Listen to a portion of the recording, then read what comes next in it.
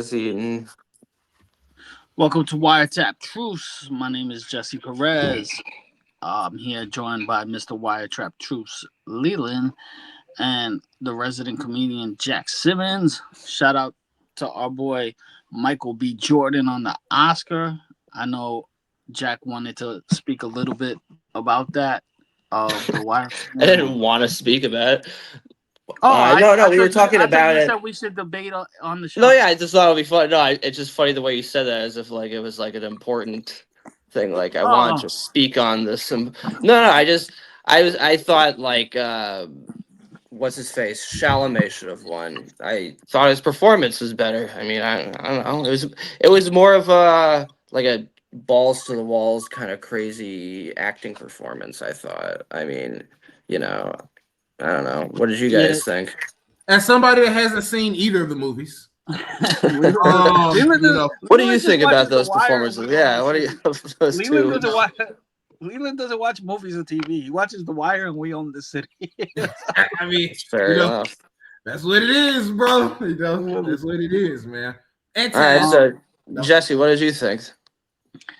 I've been calling Michael B. Jordan as the winner for this for a while.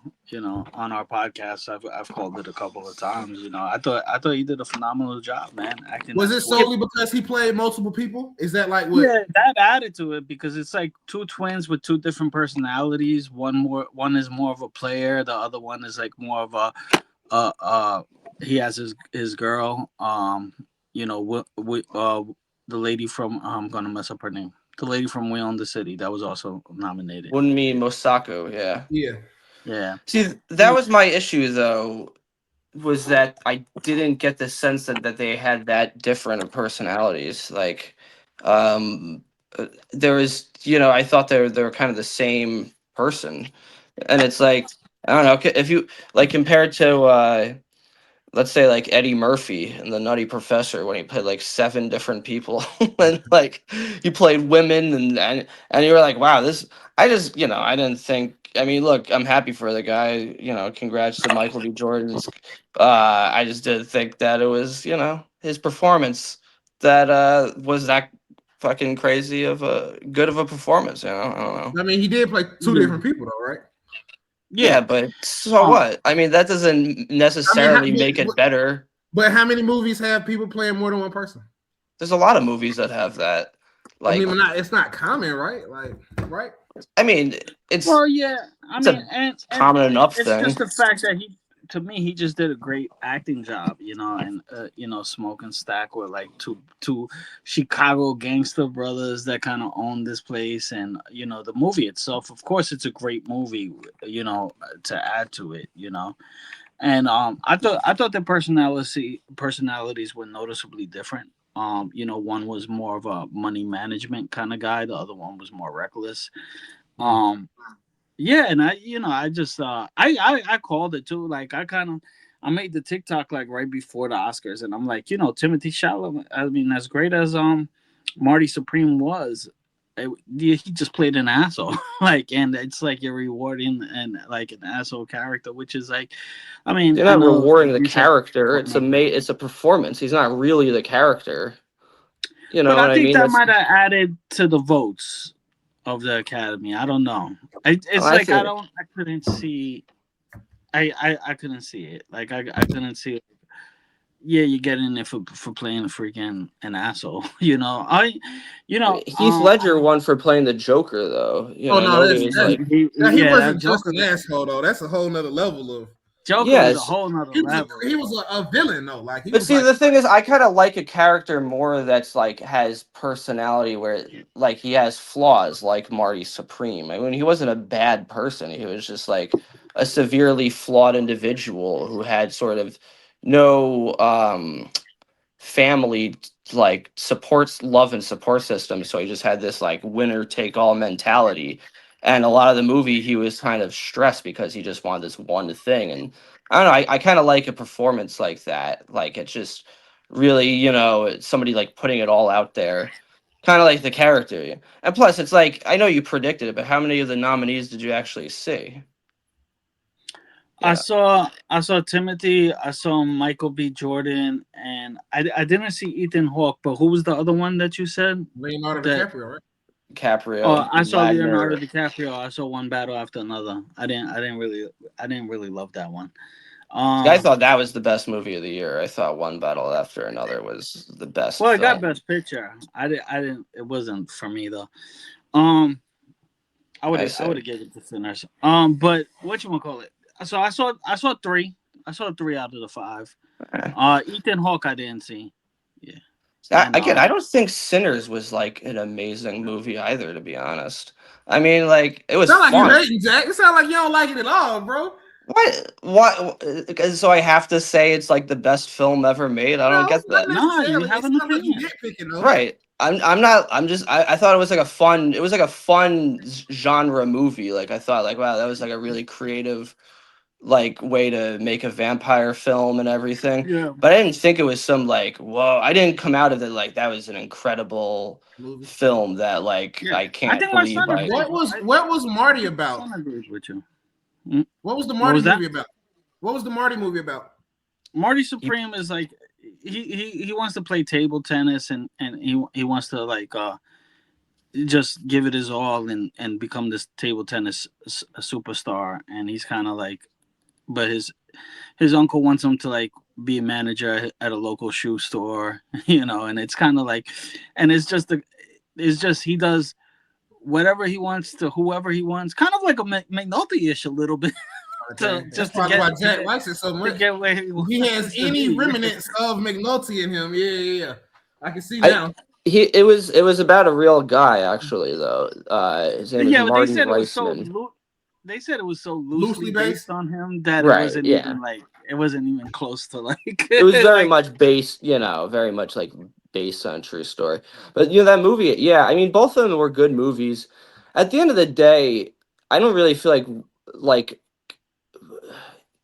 art movies are like art, right? And I don't think they should be like versing each other in this like it's not like sports where it's like my fucking team will kick your team's.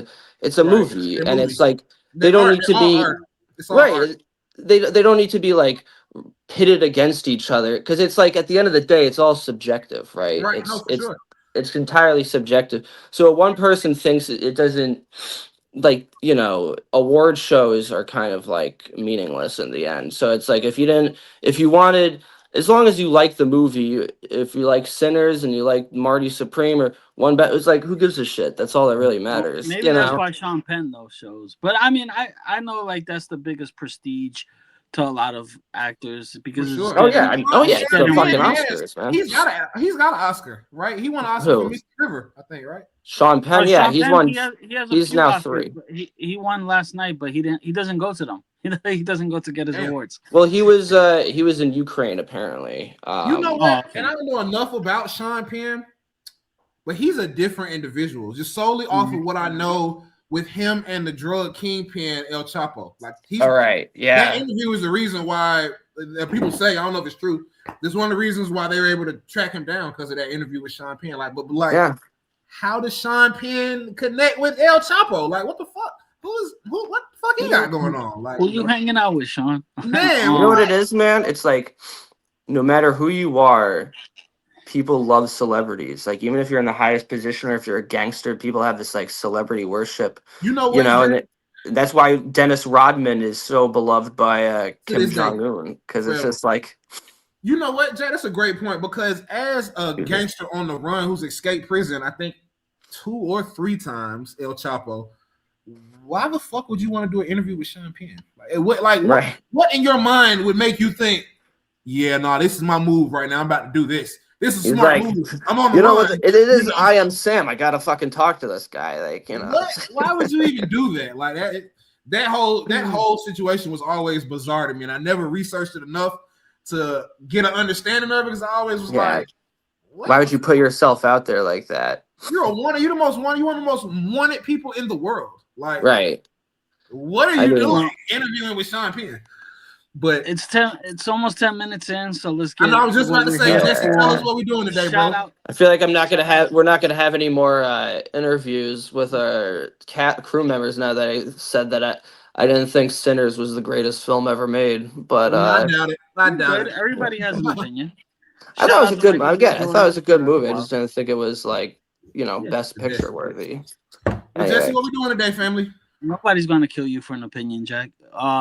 So we're doing season 2, episode 12 on The Wire, and I'll join.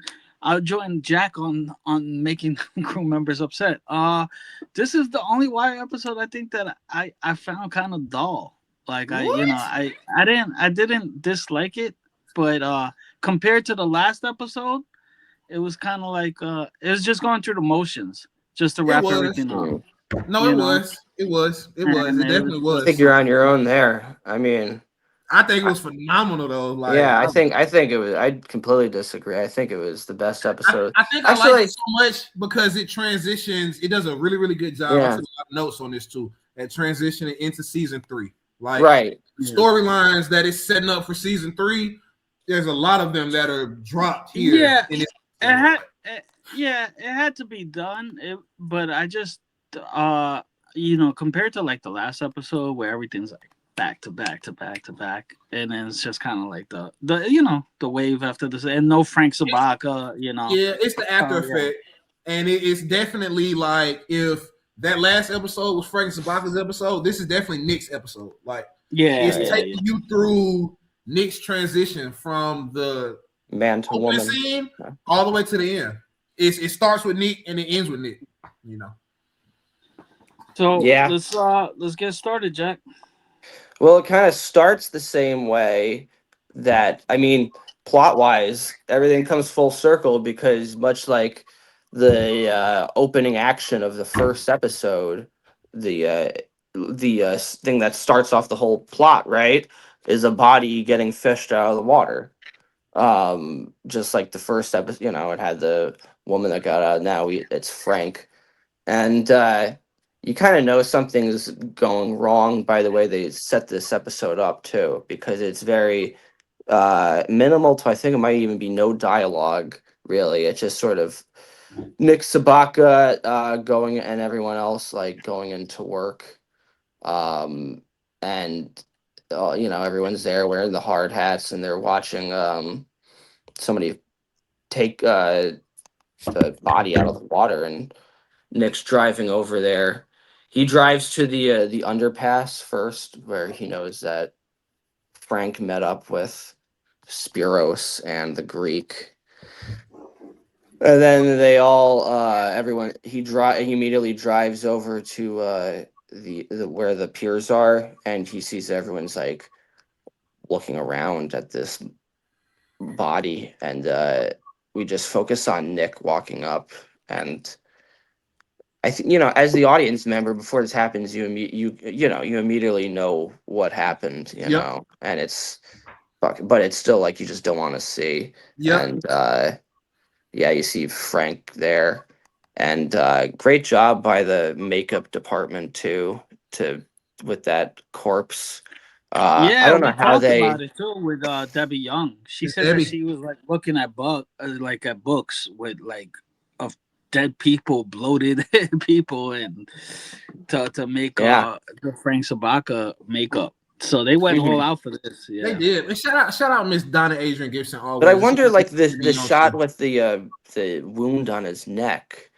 Like I don't remember what she said, but or about this specifically. But like, did they use like a double? Like did they make like a body double or something? Or wonder if it was just him, the actor, with that on him, and he was just like supposed to play a I corpse. think it was Because the I think it was the actor, right, Leland? She did I talk think about so. this body.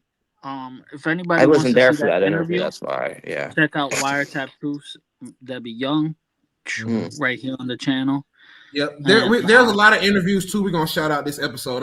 When I was taking my notes, I was like, damn, we interviewed a bunch of yeah. people in this Oh episode. yeah. So we get to see Vern here, right? Are we up to this part with Vern? We get to see Vern, and Vern says something pretty. Shout out to Mr. Brian Wilson, we just interviewed.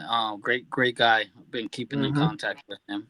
He has a couple auditions tomorrow, so Oh best of man, luck. I got to wish him luck then, man. He's a good guy. That's a good guy. And when I Yeah. finished Task and I saw that scene with him at the end of Task, and it's like he's limping in Task. It's like, dang man, shout out my boy, man. I hope he I said the cane, but I noticed the limp too when we were talking to him. That's why I said, "Were you wearing a cane?" And he's like, "No, I was limping." I said, "That's right," because I noticed it was noticeable on the show. And so Vern says he fought back, and I love it. Frank didn't go out like a sucker. He ain't go Frank, out like no punk. added to the character of Frank, like right. like. So. And also too, like if y'all watch Nick's perspective, like from the opening to before they give us the theme song, his emotions, he's going through so many different emotions. Like he's looking for Frank. He's like he's nervous. When they bring the body down, he runs over. He's like in anticipation. Then they drop the body and they see that it's him.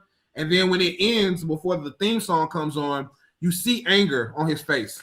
And then it goes, it's just him standing, but he's got his posture like this, and he looks pissed, like he looks upset. And then the next scene that we see him in is him fuming, like he is pissed. So you think about all the trauma. It's like that little opening is all Nick. And then if y'all listen to the theme song, like some of those lyrics are directly Nick's situation, like right now. Like it was really, you sit and listen to the theme song, it was really like, damn, this is really like Nick which ones? Hold on, let me see. Hold on. Walking straight a narrow track. When you walk through the garden, gotta watch your back. Like it was just a bunch of little lyrics. The devil, you got to keep the devil in the hole. Like keep the devil in the hole. Yeah, it's really that's true. It was a good point. Few of them where I noticed like, damn, this is directly kind of talking about Nick's situation, kind of thing. Like, the devil is Spiros in the Greek here, and that's kind of the case with all the civilians throughout the show, right? When you get involved with drug dealing and with gangsters, you don't wind up well. Like think of, at first you have Orlando, right? Or Ziggy, any of these characters. Anytime they go into it, it's just like you play with fire, you get burnt, right? And that's kind of the case with. And now with Frank Sobotka, what's that? Oh, it sound like McNulty. McNulty said that. Or no, he said what he said. You playing dirt, you get dirty. That's what he said. You playing dirt, you get dirty. I'm turning into him now. You and Kim are both. Kima season 3. She's full on McNulty. Now season 3, Kima's reckless. By the way, speaking of McNulty. And happy St. Patrick's Day to my fellow Irishmen. No fucking. Okay, Lewis. No, what do you call it? Corned beef and cabbage today, though. All right, what are you saying? What's the opening quote on this one? Business, always business. By Spiros, the Greek. Right. Yep. This is also episode was directed by we like to talk about this guy Robert F. Colesbury. Yeah, rest in peace, man. Oh wow! So this must have been the last episode he directed because in season 3 he's already passed away, I think. Yep. Yeah. Business always business. The Greek, and it's funny that's the opening quote, right? Business always, because immediately it's just like. There we go with Daniels and everyone just talking business, right back to it. And they're like, because they hit a wall now, right? Now that Frank died. And everything hits a wall, like, without him. They're basically saying, like, well, we have a couple of people looking for Spiros, but they don't really have much to go on. Right. They dumped, like... Once they caught word, they dumped the car Spiros dumped the car that was being tracked by him. And so it's like they got Aton and they got most of the Union guys in Sergei, but like not enough to get the top guys at this point. He's still on the street. And but at this point they still don't know that Frank Sobotka is killed, They because Kima even says, like, well, Sobotka comes in today. Maybe he'll be able to help us out from here. Yep.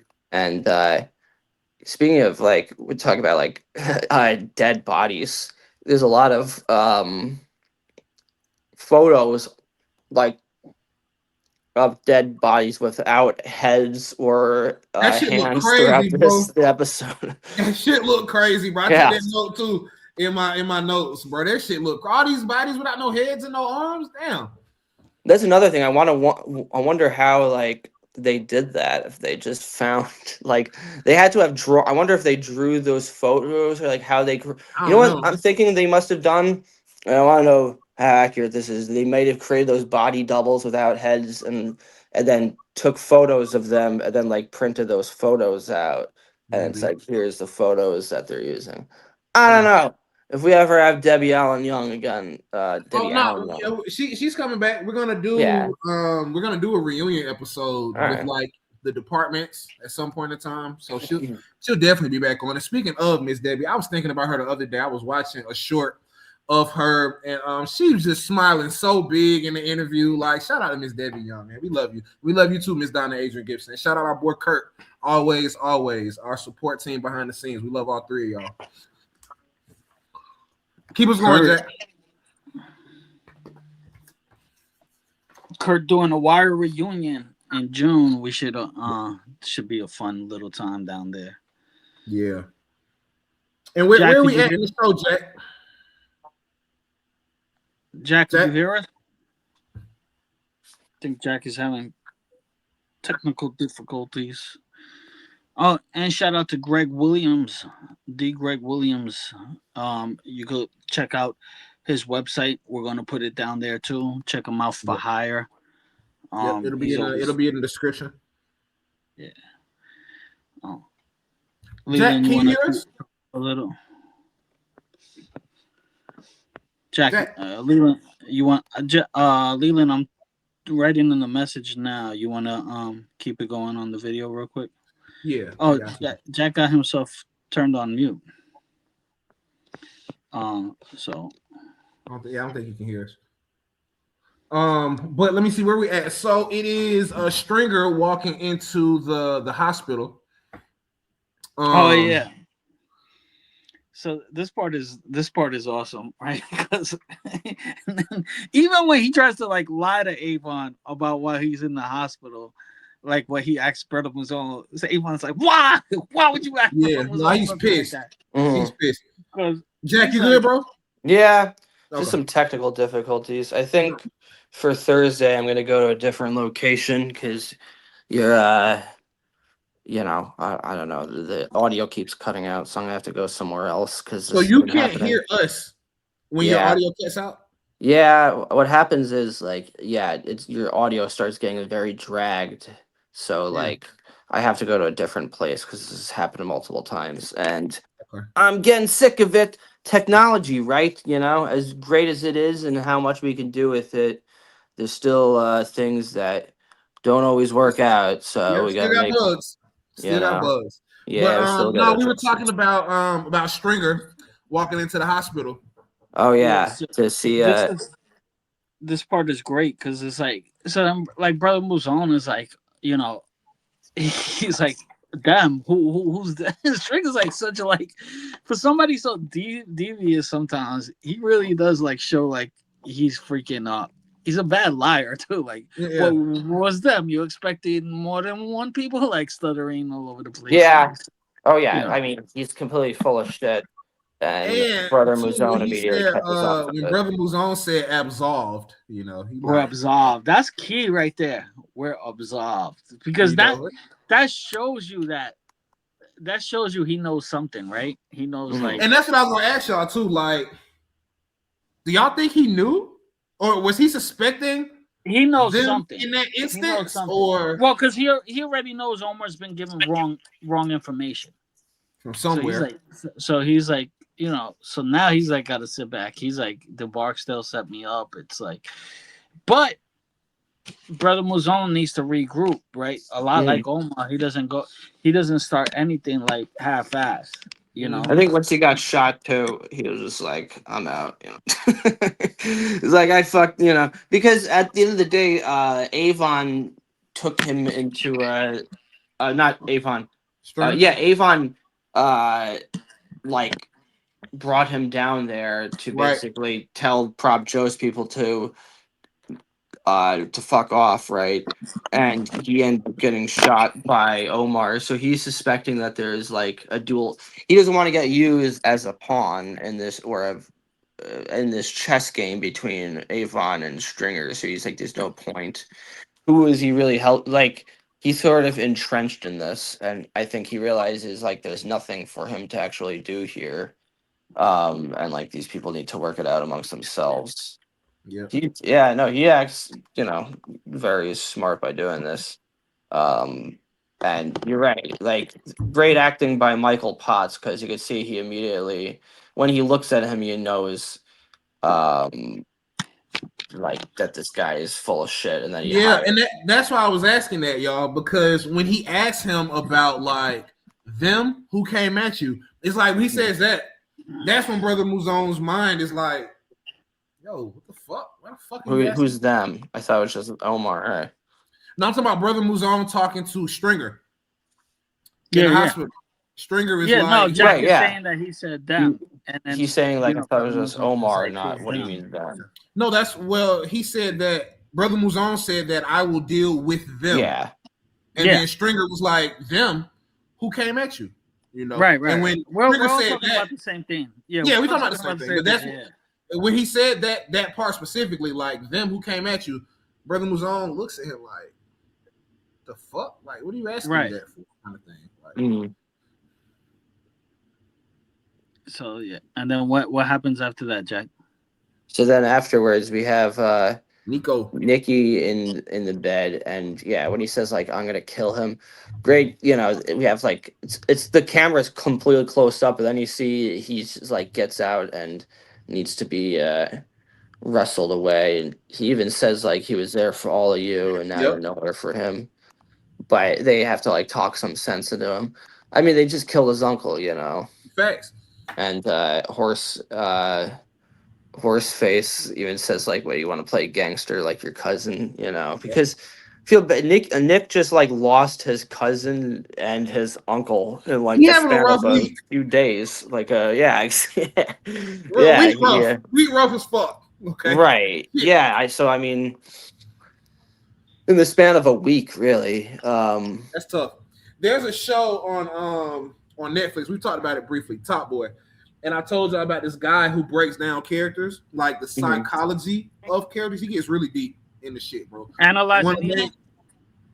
It's not called Analyzing Evil, but it's something like that channel. Like it's like the psychology of a character. Like he's done some characters from The Wire.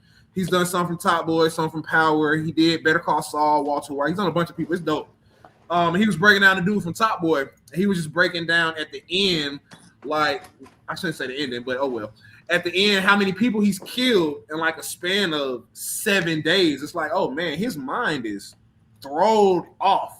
Nikki's mind is fucked up right now. Like he is. Oh yeah, I He's mean, not in his right mind whatsoever, bro. Like at all. So I he's out get of options. he is, bro. And I then he think I Is. think realized, I think you're talking about the Analyzing Evil channel, or maybe I don't have the name 100% correct, but it's Is the the guy British?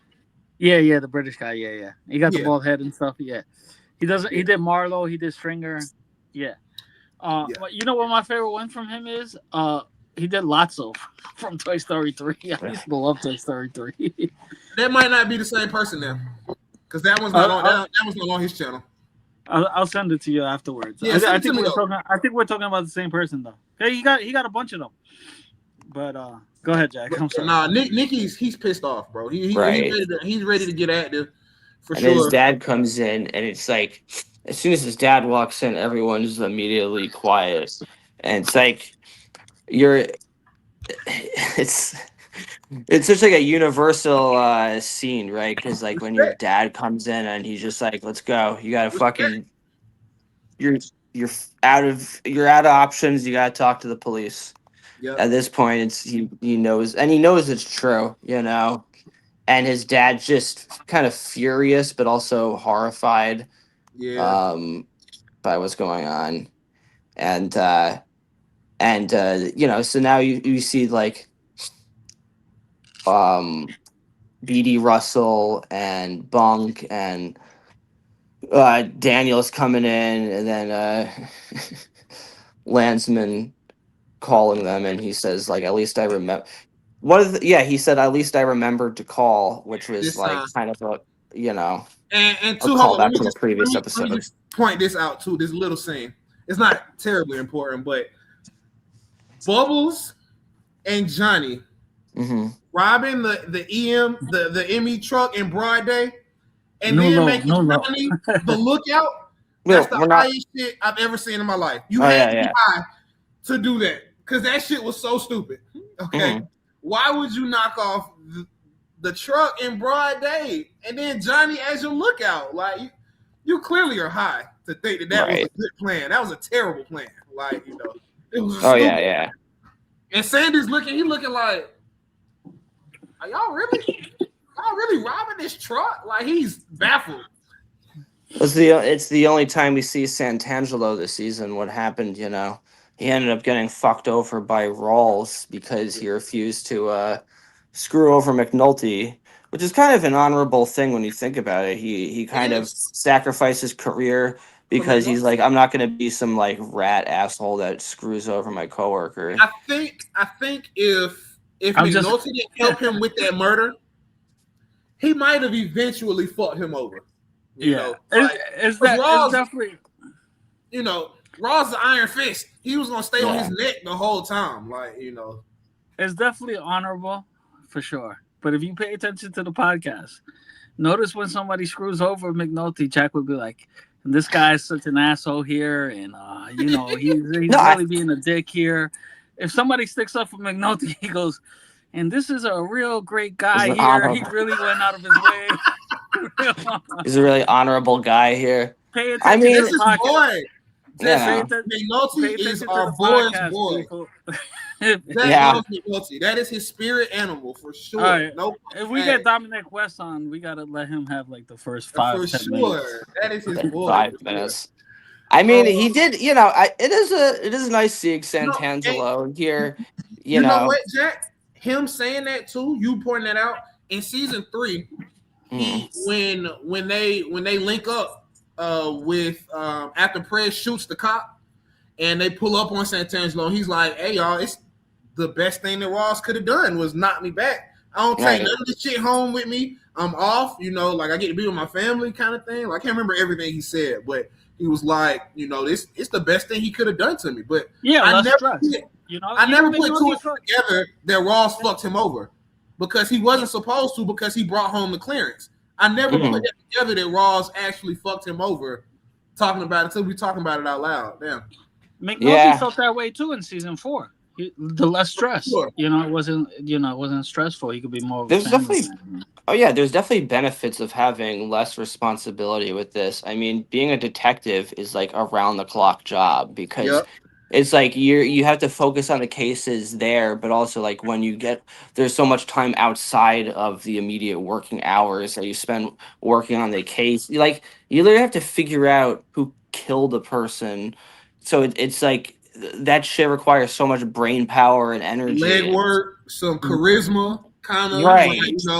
If people don't want to talk to the cops, you got to be personable, kind of thing. And I think breaking down We Own This City, and I don't know if Sean Suter was really like that, but the show made it seem like that's how he was in person. When he was talking to people, he bring up that he served in the Army, making it personable to get information out of people, kind of thing. Yeah. There's definitely for sure. A finesse to it, because a lot of people don't want to talk to cops, like murder or not. Right. Like, I don't know shit about shit. I ain't see shit. I don't know shit. Well, yeah, to be a detective, you definitely need that level of charisma and just like sheer intelligence. And some people it's not for them. And honestly, it's like and it's not even a knock against those people. It's just like sometimes people thrive when there's like less responsibility and certain things are like easier. Not everybody's meant for like the top positions. Because that's the thing with like cops. I imagine like there's there's the people that want to like climb the ladder and have the high aspirations, and then there's like the 9 to 5 people that are just like, I just want to do this. I'm just here for a check. Yeah, exactly. Like McNulty said in season 4, it was like, hey, as a beat cop, we can do whatever we want to. Right. We can go solve cases. We can sit under the bridge and drink ourselves to sleep, and our partners will cover it. It don't matter what we do. We can do whatever we want to as a beat cop, kind of. But then there's also the third type of cop, which is just like the psychos, like Wayne Jenkins, that just want to terrorize everyone. And 35 minutes in, we want to say, please like, share, subscribe, comment, Wiretapped Truths. Please, we have a lot of people that are viewing and not subscribing, not commenting. So please, we appreciate all the love, all the views, but please tap in with us, show us some love, subscribe to the channel, get notified when we drop new stuff. Please tap in with us. We appreciate it. Yeah, guys, I do think it's just funny. Leave comments. Yeah, we encourage that. Yeah, actually, I will do that next time. That guy, shout out to Jan. I want to read his comment. I really thought that was nice. Yeah, we'll read it. We'll read it today. I'll find it. But no, it's funny that they just thought, like, let's steal from this ambulance. Like, on, that's a real junkie mentality right there. Yeah, in broad day, come on. Like, yeah, that's the highest shit I've ever seen in my life. No self-control whatsoever. I guess I shouldn't say junkie because it's a mean word, but you know, addict. Addict. Yeah, addict. Sorry. I do like the guilt trip he tries to lay on Kima. He's like, oh, yeah. When you went in the hospital, I was asking about you. No, after everything I've done, right? Yeah. I like that too. I like that. To reverse Jimmy psychology. Has a smile on his face when somebody's like what Bodhi did the contraption and right. When Bubbles is like, I was asking, like he has like an admiration for. He's like, all right, that's a good move. It's clever, He likes it when people are clever and he appreciates them. But the next scene when the cops are going over to Frank and then Beatty goes over. And she starts crying. That's a tearjerker right there. Yeah, and you can tell like they had a personal relationship. Yeah, all these years. On that later in my notes too. I got a scene that really shows it. Like, they were close, bro, for sure. And it's like if it hadn't been for this whole, just the Greeks, I mean, that's ended up what killed, That's ended up what killed him in this, and I think she's realizing, like, Jesus Christ, like, this is gotten completely out of hand. When the season started, she was just a regular beat cop, and he was just a captain of, or the treasurer of a union, and they were just having a 9 to 5, and now it's like there's murder and drugs and prostitutes that are being trafficked from. It's like just fucking right. This shit's just gotten completely out of control since the first episode, and I think the characters realize that, just of like, gee, look how far this case has kind of taken them, What I really love about season 2, I think is just how a lot of it's on the water. I don't know, I really like things that are like set on the water, and like, there's all that, like, it has that atmosphere, like you hear the ocean and the seagulls, and I don't know. That just adds a nice flavor to it. It's beautifully shot. It might be visually. It might be the best season that is shot of The Wire visually. Yeah, for sure. It probably is because it's all the outdoor elements, like you mentioned. Yeah, it might be the most visually appealing season of them all, for sure. No, for sure, because there's all those like. Yeah, just beautiful outdoor shots of like at the end, just the boats and on the water. At the end, when they're doing the montage, it's a bunch of still. It looks. I never noticed how beautiful it looks until I was watching before we started shooting. I was taking my last little notes. Watch Mojo put the season 2 ending montage as one of the top 10 scenes in The Wire. Damn, interesting. Damn. I don't think I ever finished that video. I don't think I ever finished that video from Watch Mojo. I started it, but I never finished it. Welcome back to Watch Mojo. Today we're ranking the top 10. That's the only The Wire diaries they did. I've had. They've had Omar has the character and stuff, but they haven't had like top 10 scenes, top 10 characters. That was the only top 10 they did. Wow. Maybe they were inspired by by 3 normal individuals who maybe have a podcast. And maybe, just maybe, did their own version of a top 10 legendary scene. Maybe. I'm just speculating here. 2 weeks before, right? I'm just speculating here. I'm not a psychic. I don't know. But 110 views, we're 109 not is watching Mojo. suggesting. The defense wounds fuck on the you, watch hands. Mojo. Yeah, the defense wounds on Frank's hands. Yeah, he definitely fought all four of y'all. Probably he probably was swinging on all four of y'all. I don't know if the Greek was throwing punches and shit. I don't know if Spiro probably not. Probably not. But the other two people who they had next to them, they're really tall and really big as fuck. I think Spiros probably could throw down. I think Spiros was getting dirty. He for sure. Slit Buddy's throat. Shit. Let me see. So where are we next? Oh, Daniels and Valchek, Jack. Yeah, for sure. Spiros could definitely. He's not a big guy, but he could definitely. So the funniest thing, though, for me, this episode was like all of this stuff is happening. Like all these plot points are moving, and there's so much going on. And meanwhile, like Herc and Carver are just waiting in the car this whole time. For like half the episode is them just waiting in a car. They was pissed this episode, y'all. Like they were fed up. For valid reason. They had valid reason this episode. For sure. Yeah. I mean, yeah, they also could have just like we'll get into this scene. What I thought was funny was that they've been there so long that like the Herc's stubble in his beard is starting to grow. I could tell that like this. It looked different. That's how long. It looks different. No, for sure. You can tell they've been there for days. Their clothes is all like crumpled. Like everything about them looks like they've been waiting there for days. Hey, look, Herc. That's so crazy. You catch that, Jack? Because I was thinking that too. Like, boy, Herc, you look a little rough in this car. Yeah, like you've been in here for some days. Really unshowered. They, and it's like mostly the season just consists of them, like they're doing their own thing, which is funny. Like it's everyone has their like the main mission, which is the Sobokas and the women, and they're just focused on like these small tasks which they're not able to do well. Like their jobs are like look at the guy from the rooftop, or like sit or sit in the car and wait, and they're just like fuck everything up. And that's pretty much what they do this whole season. It's like half of the season is them just watching people and complaining. They were arguing about some fucking French fries, and the Greek got away. Yeah. Okay. So it's like, y'all be bullshitting. They're terrible at their jobs, which is funny. Yeah, and even here they're talking about like their greater aspirations of like what they're gonna do, and Herc says like basically like fuck Daniels. Like Carver's taking up for him though. Right. Carver's standing up for him, and I think a big part of that is because Daniels helped Carver out. Like he took him on even when he had no reason to, after Carver screwed him over the previous season. Did you guys know Carver was the rat in season 1? I didn't know. When I first saw it? What do you mean? Before starting it, or yeah, when you first watched it. Nah.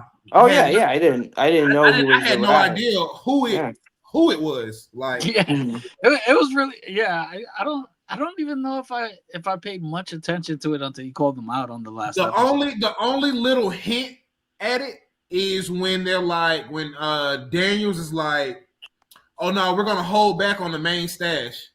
And then you see Carver's ears poke up like this. Like he kind of looks like that. That's the only little hint at maybe it's Carver. But when Daniels is talking to Lester and McNulty, and they're like, oh no, he's got a rat in his unit. If you survey the whole room, it doesn't give any signs of it being Carver. But when he says that about the raids, Carver is like, he kind of looks up like, oh shit, you gonna hide something? Like that's the only little sign to it. But you can't know watching it and not knowing shit. Yeah, you wouldn't suspect Carver. You wouldn't think. Yeah, for sure. I didn't suspect it either. And Herc's talking about going over to like the other district. So, trying to get over to Dawson Shift, find a new rabbi. I love the dialogue in this episode. There's a lot of like, but yeah, Carver's sticking up for Daniels, but you can tell he's like, realizes like he doesn't, they're not doing much in this detail, or they're not really respected here, And then the next scene is Daniels explaining what happened to Valchek. I And love I this got to scene. stick up for Daniels here because I know Jesse doesn't, he's not a Daniels fan, but I like Dan. I think Daniels is very clever and charismatic here. He He held down basically like, Presbeluski. yeah, he did, and he basically like blackmailed Valchek For in a sure. very clever Oh, for way. sure. For sure. Um, you know, he was saying like he first off the way he did it was he started off by complimenting Valchek. He did it by saying like You were right. you were right about this whole detail. Like so from a psychological perspective, it's like he's positioning him on his side and then he's like undertaking that by saying basically like uh I need Presbo on my side. And then he says, well, a lot of these people overheard you calling him What what was it? they Pittsburgh? a shitbird. And also I took this note because I watched it with subtitles when this is just a random thing. When Valchek said Baltimore, my TV wrote Ball Mirror on it. That is Baltimore. BAWLMERE. So I guess the TV doesn't Yeah, sometimes understand subtitles. Valchek's accent or something. Sometimes subtitles will give you something like what? Yeah, they didn't understand Balmir. Yeah, and you're like, what the fuck are you talking about? Baltimore. But Baltimore. yeah, he's about to like screw over Presbeluski, For and sure. he says like, the FBI, how tight ass they are. Because in the previous episode, Valchek called them tight ass, and he says Yep. like the FBI are not on your side. They're gonna like speak out against you. You just insulted all these people Yep. already. So Daniels does a great job of doing that to his superiors, whether it's Valchek or Rawls Morel. or Burrell. Whoever. He doesn't Yeah, take he goes toe shit to from toe the with them. man. Yeah.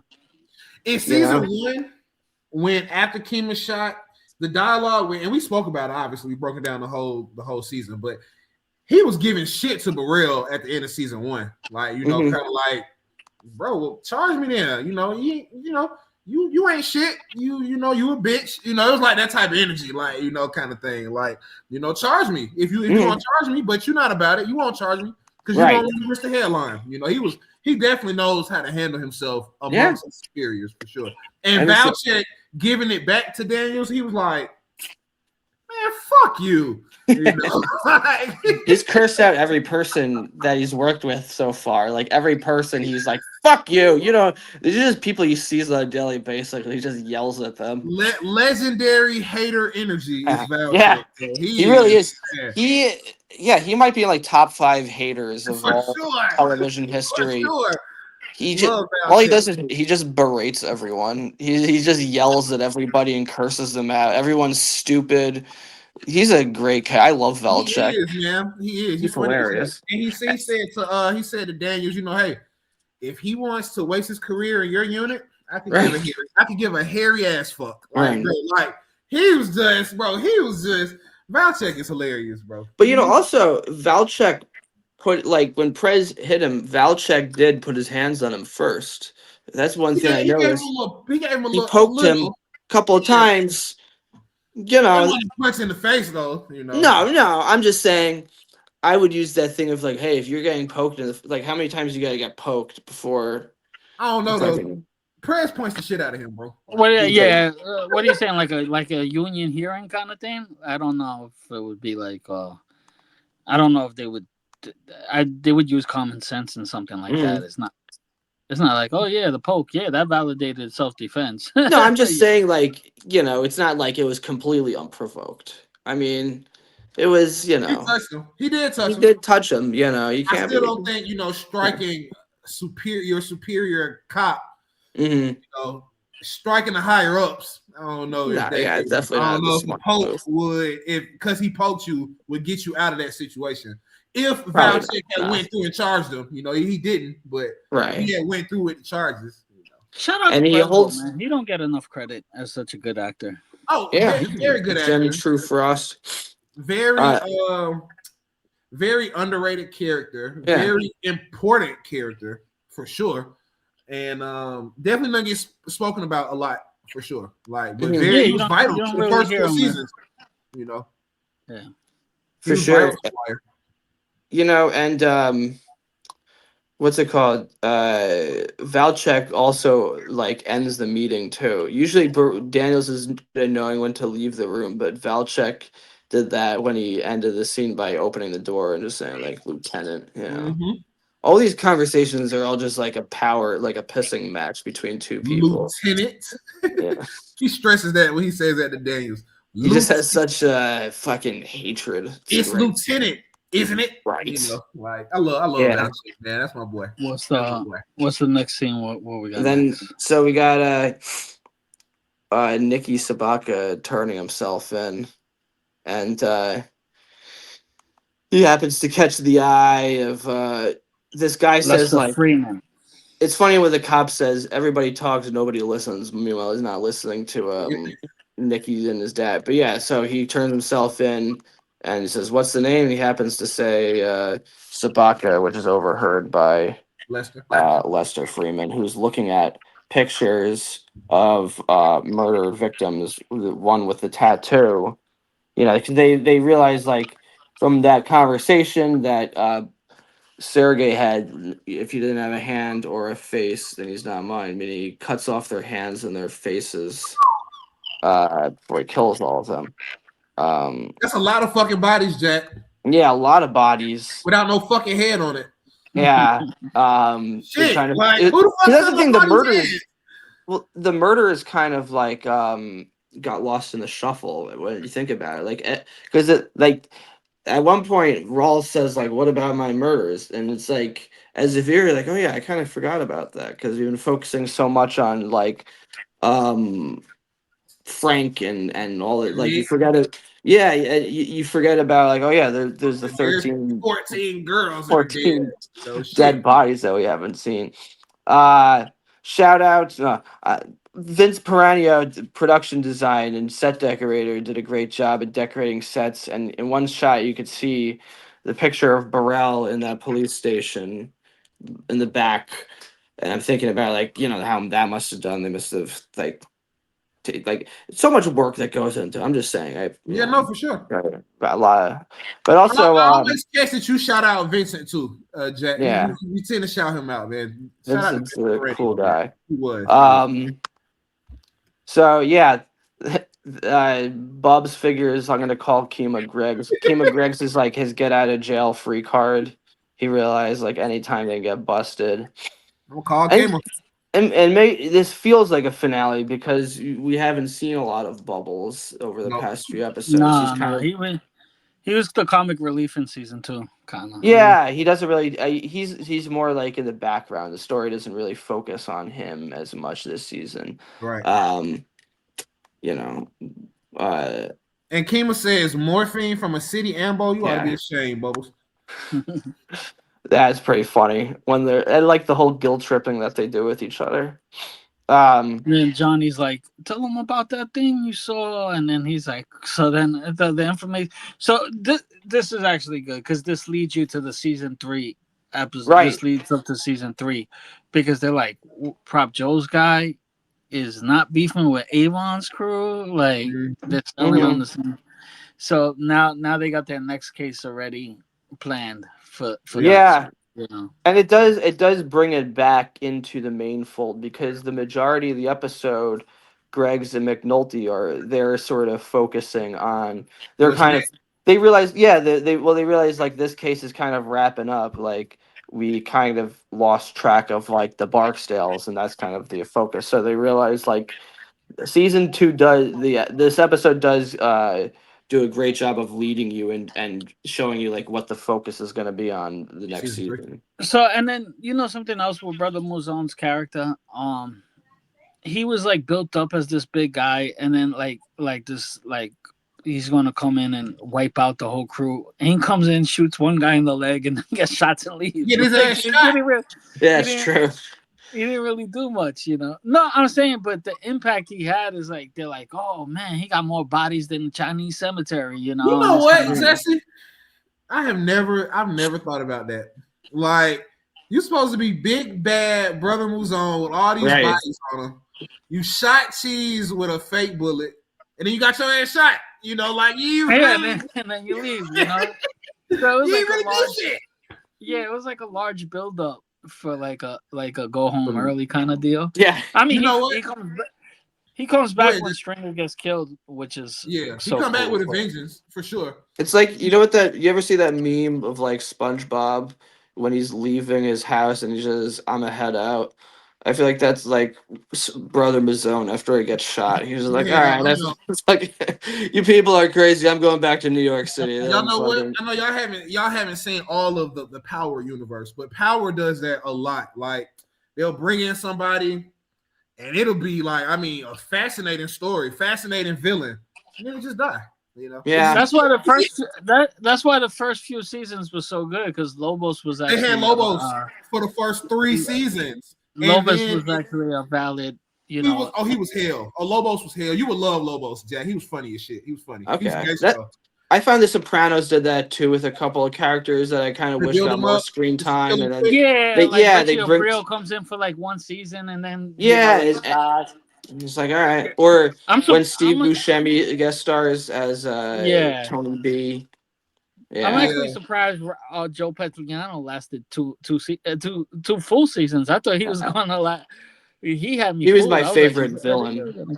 Wow. Oh, he was awesome. He was the best. But yeah, they definitely did Brother Muzon like that for sure. But yeah, in the Power universe, they do that. Fans have a problem with that almost every season. It's like, damn, what the fuck? Why y'all give us all this screen time with this character, all this good screen time just to kill him quick? Like, right. So that's a good that point. show The Boys did that too. Also, it kind of shows you like lesser shows kind of do that.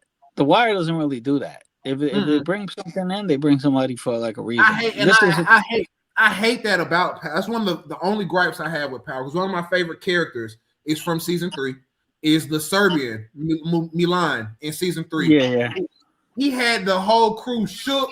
Tommy and Ghost was so fucking scared of him. Like, and then in the end, y'all just plot just kill him. Like it was, that's what Deanna said. He was smarter than Ghost was. Like, so what? I know. That's when Deanna said she was done with the show. Shout out to Deanna. Yeah, man.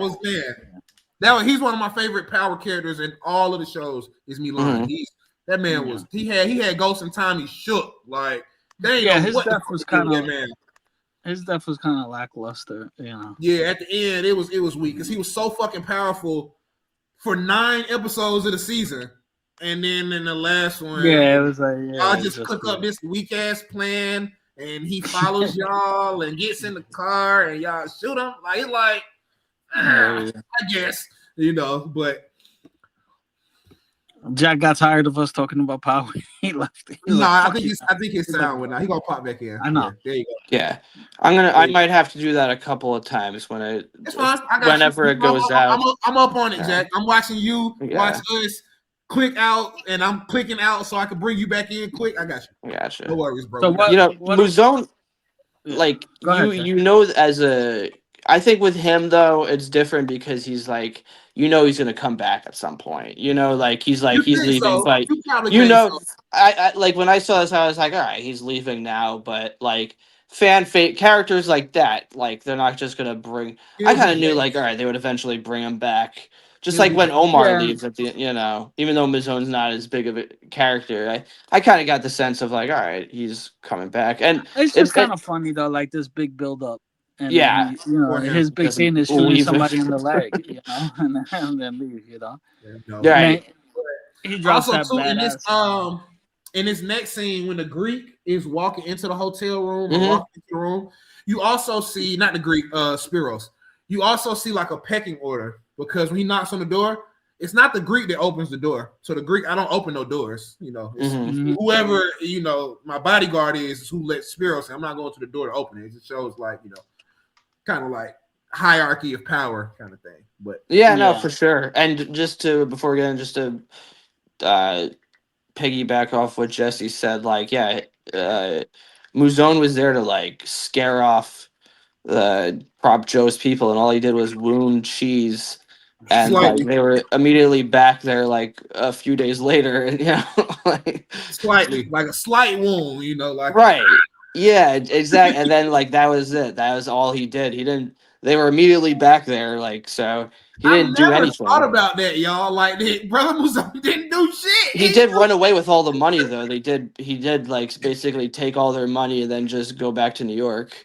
And Yeah. and it was crazy when he's like, consider us done. Like, and Stringer, you knew Stringer was lying then because he was like, he should like if he was like he gave it away by saying like by not being like, what do you mean we're done? Like, we're not done. He just let him leave. But the next scene is really cool. Very well shot too, especially that shot of Spiros walking down the hallway, and it's like very symmetrical.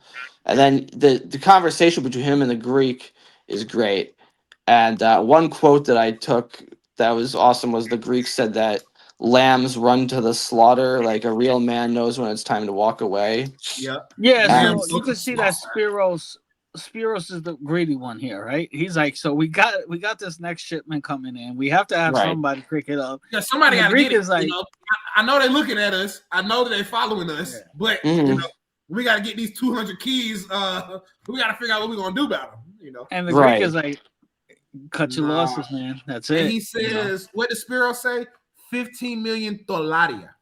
What the hell is a dolaria? I ain't think to research it or look it up. I was just thinking 15 million. It's more than one Thaladia. Yeah, right.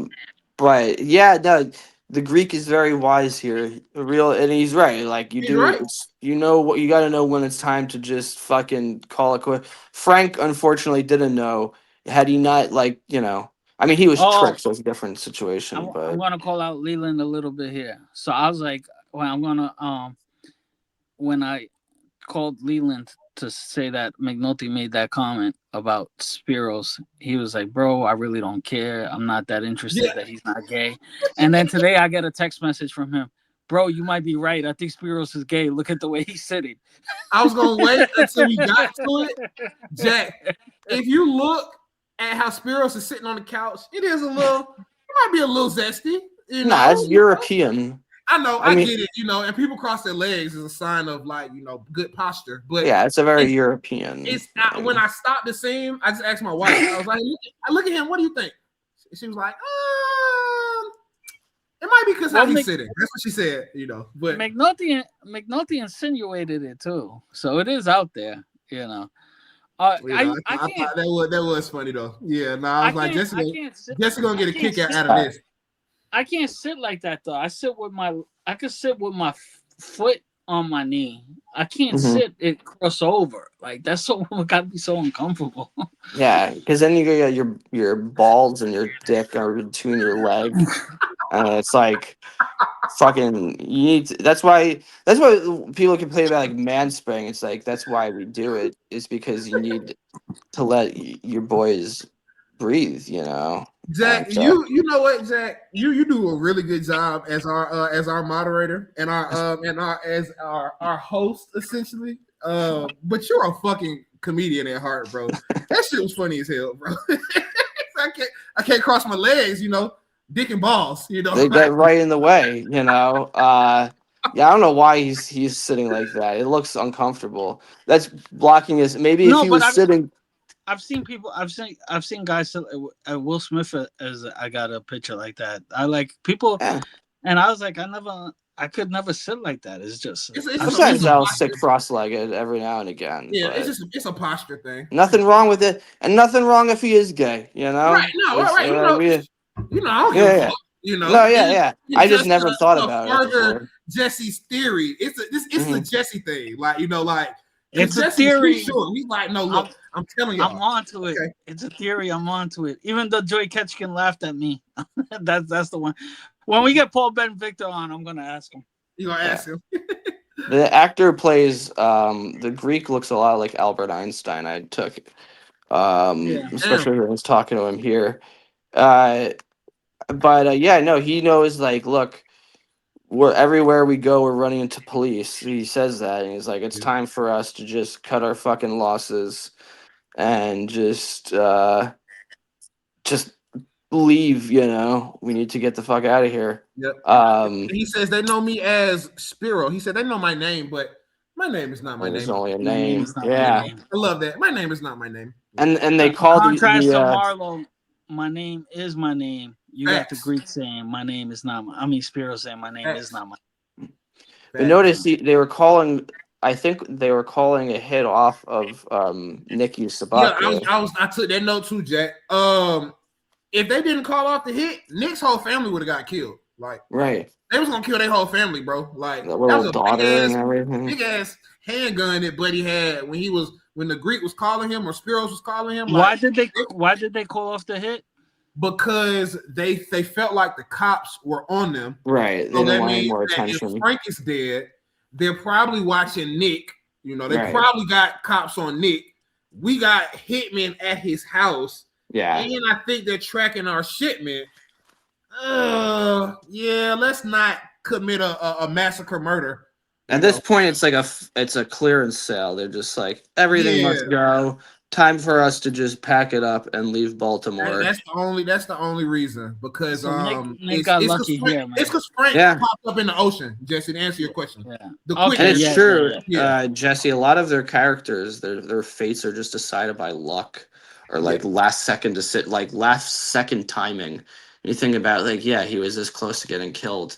They were gonna kill his whole family, y'all, for sure. And he happens to drive by Herc and Carver once again, missing out because they've been asleep, because they're sleeping because they're still waiting outside. They're just still a little. It's a little bit their fault though, because they should have they didn't think hey, why don't we call these guys and maybe find out something.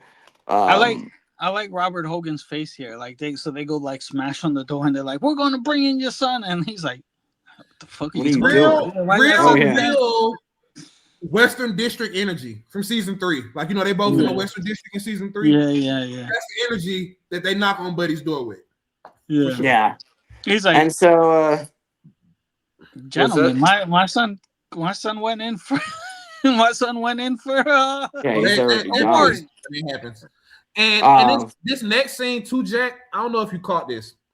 Mm-hmm. When they're in the homicide, I guess, office or whatever, and they're all talking to Daniels and Perlman, when the scene starts, it's a water jug, and you get to see Burrell's reflection in the water jug. Like, it's really, I never caught that. Oh, like, wow, okay. It's That's really dope. Yeah. It's really dope. Like, I never really, noticed that until when I was watching it earlier. Like, wait, which scene? When they're just talking, you can catch Burrell's reflection on what exactly? In the water pitcher that he has, you see a reflection in the water pitcher. Like, it's just a shot of it. It's not nothing. It doesn't symbolize anything. But it's just a nice. It's a good shot. Going back what we said about it being probably the most That's visually really cool appealing season. This probably is the most visually appealing season for sure. Like, yeah, for sure. Especially the way there's one shot later on we'll talk about too, but they're talking into the upper brass, and they're just basically saying we don't really have a lead on the murderers, and they really don't have shit right here at this point. Off the wiretaps, but we don't really have a lead on Spiros or the Greek. They don't really have anything. And one lady is basically saying I'm gonna fucking destroy this union unless they fire these people. Yeah. And it causes you to realize you're just gonna get rid of a union. These are people's jobs, Yeah. It shows what are you really doing that's helping anyone? I took that note too, Jack. Later in the episode, we'll talk about it. Yeah. But it's he's the one that breaks the case open. It's they don't care about anything except the next scene is Kima and McNulty, and then they're basically they're guilt tripping each other. Go ahead, Jack. Wait, what? You good? Go ahead. Oh yeah. So they're just guilt tripping Kima, Bubbles is doing. And they're saying we want information on a murder, and then Johnny brings up the fact that Brother Mazone shot Cheese. He said some crazy ass bow tie dude. Yeah. That's a good way of describing him. I would probably describe him the same way if I happened to see him. I would probably say he's a crazy ass bow tie dude. And like uh it's funny that like this is what brings them back into the fold of like the Barksdale crew, because McNulty and Kima are surprised that, like, what do you mean Prop Joe is sharing territory with Mhm. Avon Barksdale? They're That interested. was, yeah, so like, what's going on there? Yep. And so now we see Nick talking to them and basically explaining everything that happened. And hold that thought, Jack. Hold on. An hour and 10 minutes in, we want to say please like, share, subscribe, comment, Wiretapped Mhm. Truths. We appreciate all the love, all the support. Tap in with us, comment. This scene right here, Jack, just another great camera scene when Yeah. they're talking and Nick is talking, and then it focuses. You see Frank Sobotka blurred out on the board, and Mhm. then it zooms into him on the board and zooms out of Nick. Like Yeah. it's just great cinematography. Oh Like yeah. it's They phenomenal. It's phenomenal. No, for sure. Yeah, they pulled focus to show Frank. I took that note too. That's funny Is that you that said that. considered framing? Is that a form of framing? That's So framing. that's called, yeah, absolutely. That's form Yeah. of framing, but it's also um what it is called pulling focus on a camera. You can pull Okay. the focus, and it's like a visual technique. You see it all the time in movies. There's parts of the camera that you change it, and the focus can be on the background or the foreground, depend. Yeah. And it's like it's visual storytelling. I That's tough. Yeah, the note was I took that did the camera pulled focus on Frank when Nick says like I was gonna go down there with him, Yep. and Nick is realizing like that his uncle saved his life essentially For in a sure. way. Like he was gonna and Nick feels like this just exhaustion and like guilt and just like anger, and but this is where he lays it all out on the line. Yep. And really it shows how like well that the Daniels like crew did to like get everything the way it is. Um And also too, Jack, just because you said exhaustion, after mm, he gives them all the information, and you see Nick, he's kind of like sitting down like this. He looks defeated. Like after he yeah. gives them the statement, he definitely looks beat to shit. Like he's like, "Fuck, man, I'm tired as fuck." Like he definitely After looks like, everything yeah, yeah. So that you saying exhaustion, that's the mhm. perfect right word for how he was looking after he gave his statement for sure. He was and looking, he's finally like making the right decision, but it yeah, isn't, he was looking you beat. know it was his dad that really like brought him in, and he is The like most honorable person in the whole show, yeah. for And sure. he's like, I love again, just saying for a second that I do love that scene when he dad just comes, he's like, come on, let's go. Mhm. It's like you just know when your dad tells you that, it's like, all right, Time to fucking let's go. Time go. to book it. Time to be a fucking man and do this. And Yeah. Spiros tells them, Nikki tells them like that Spiros told him like, hey, we're gonna help out Ziggy in jail and say like the gun wasn't his, Mm-hmm. and then what's it called? Bunk goes and gets a paper that's like the bill of sale, that he gets a written statement that Ziggy signed Yep. with like the bill of sale of the gun I'm from the done. Freaking store. Ziggy That gave man, them the receipt. he Ziggy gave really him the locked whole himself shit. up, man. Yeah, He ain't he even was locked in. he locked his whole self up, bro. Yeah. Like he So ain't asked for a lawyer, nothing.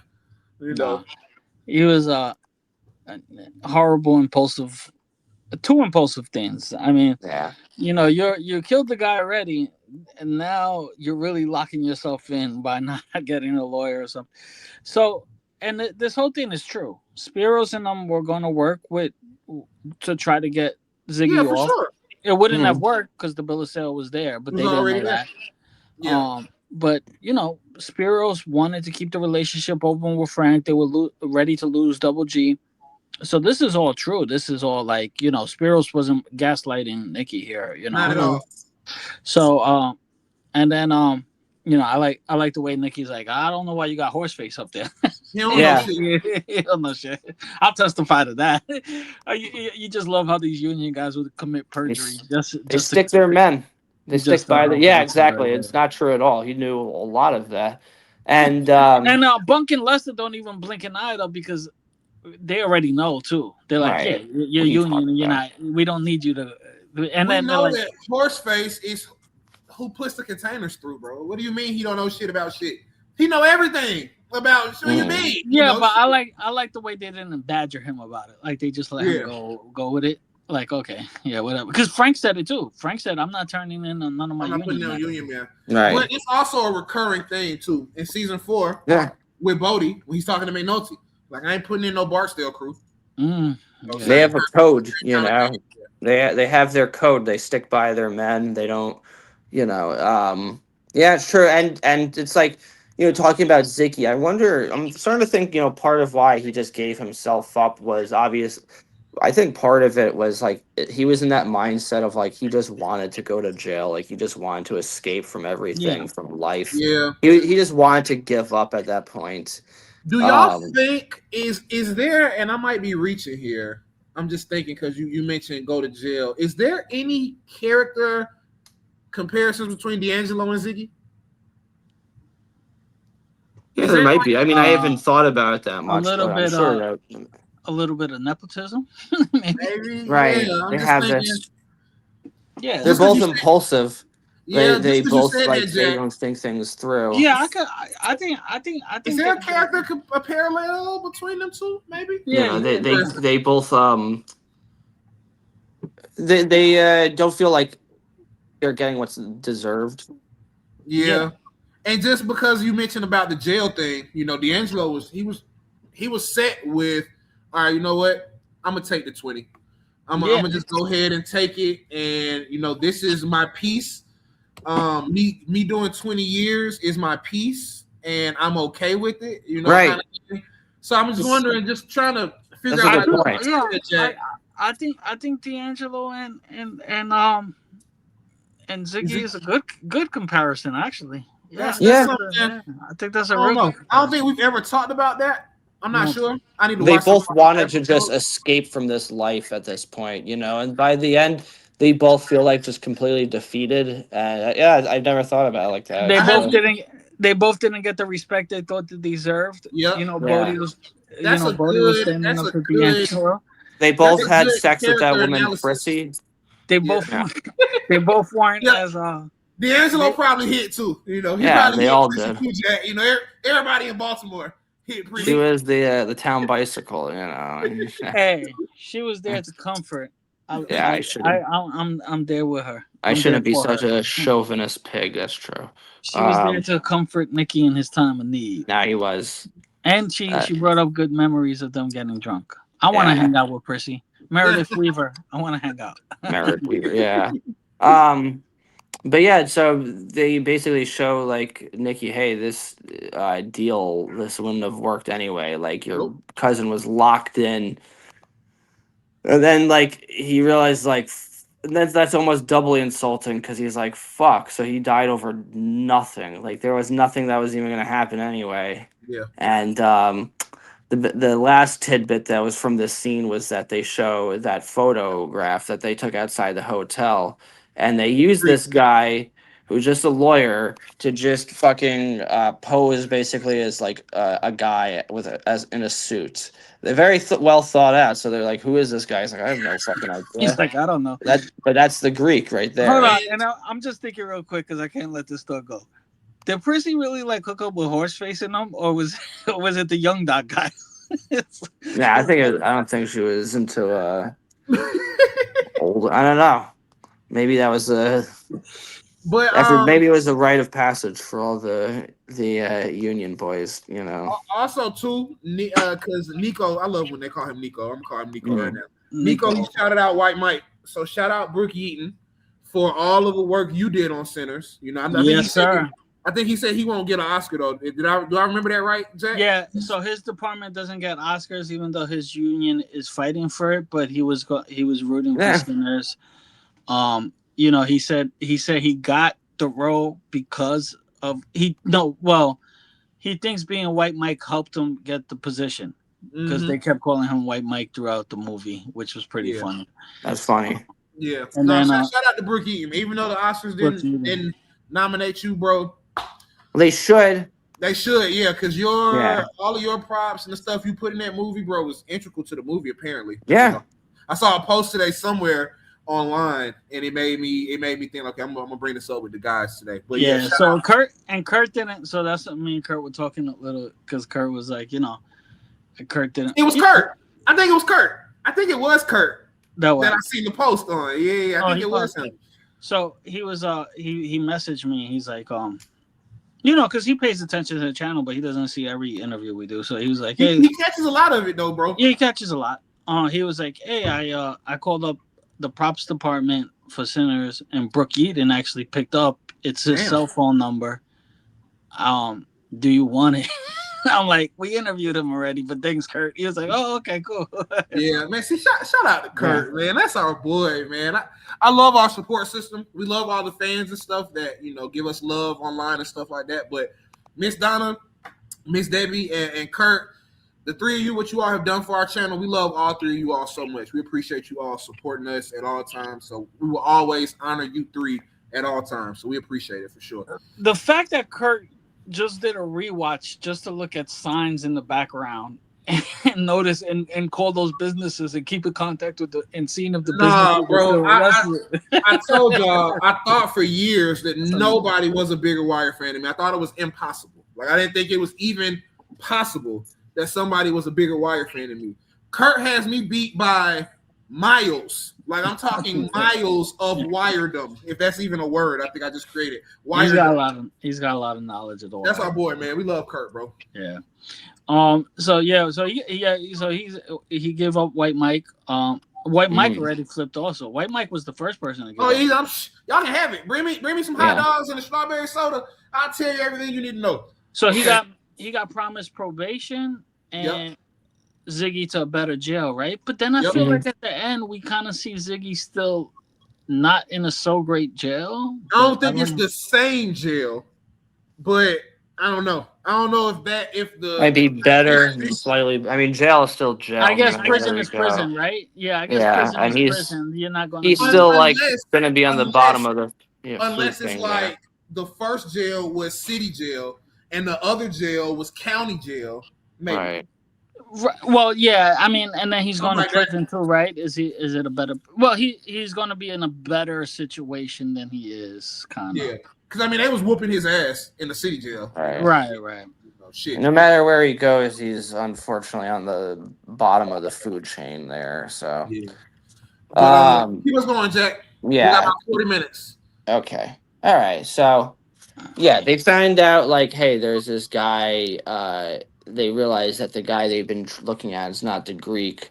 Nico points out who the actual Greek is, and they're like, fuck, like, who the fuck is this random guy they've been chasing, going after? They realized all this time looking into this guy from the photo is just completely wasted. Fitzhugh comes back and says, like, this guy is just a lawyer.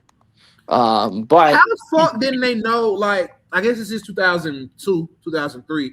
Why did the research take so long? Like, couldn't they? What do you mean? Did they not have like a database to run a name through as the police department? Like, it should have been like, oh, we got a name, let's run it through. Like, it seemed like it took a whole episode almost for them to figure out, oh no, he's actually a lawyer, kind of thing. Like, I guess they've been. I don't know. Like, kind of.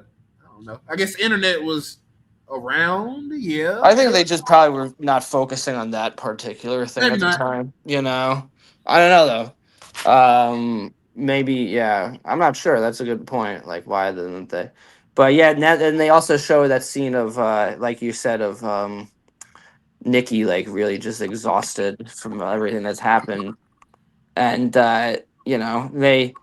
the next scene is cool too because you see the news report about Frank Sobotka being watched by Daniels, in his room, and he's being.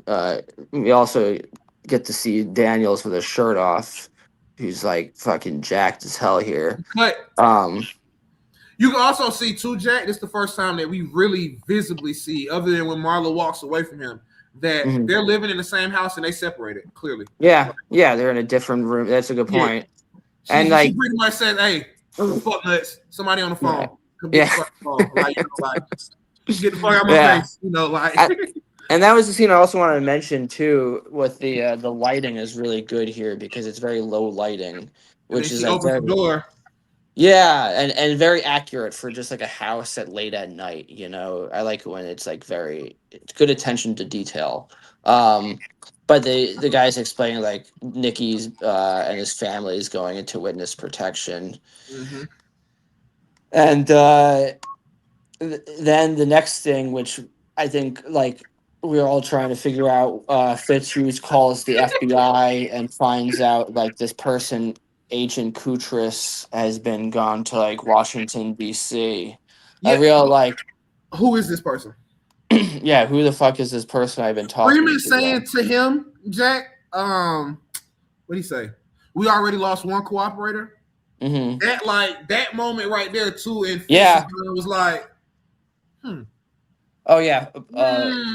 Yeah, you are right. How the fuck did we lose this cooperator? Kind of thing. Right. It definitely Yeah. made his No. mind.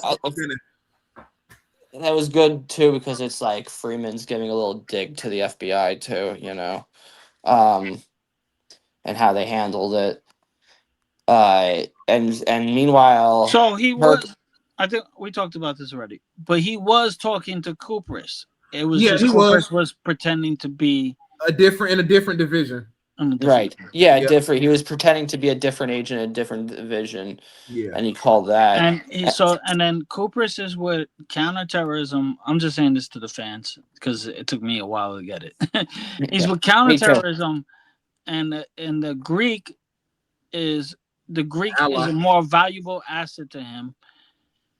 So the Greek is giving information to counterterrorism. So he's giving terrorist information, On the which Colombians. from something, and then they'll have. So in return, they keep him safe with a little bit of dirt. I actually think Yeah. this kind of gets deep because there's a whole theory of, isn't it in Snowfall, of the CIA helping out the drug No, dealers and stuff like that's a that. real thing. Like, That's real. so is that? I mean, is that a folktale or is that really it's like real? real? But I real. mean, the CIA's come out and said it, or this is like. I mean, I'm pretty sure it's been evidence. I mean, we can look it Well, up. I mean, people do. There's like quid pro quo deals. I mean, what here this is like basic corruption. I'm sure there's like dirty FBI agents out there that are Look up when we get, and maybe I'll look it up too, Jesse, because you mentioned it. Freeway Ricky Ross, the real Rick Ross. Yeah, I know. He is has based that, after. but that's Okay. And I mean, look at like we mentioned El Chapo, right? Yeah. Yeah. Well, but like look at like El Chapo, right? I mean, we're just because we were talking about it before. He gets protection from his government because he funds like the entire government. Sure. So it's like there's all kinds of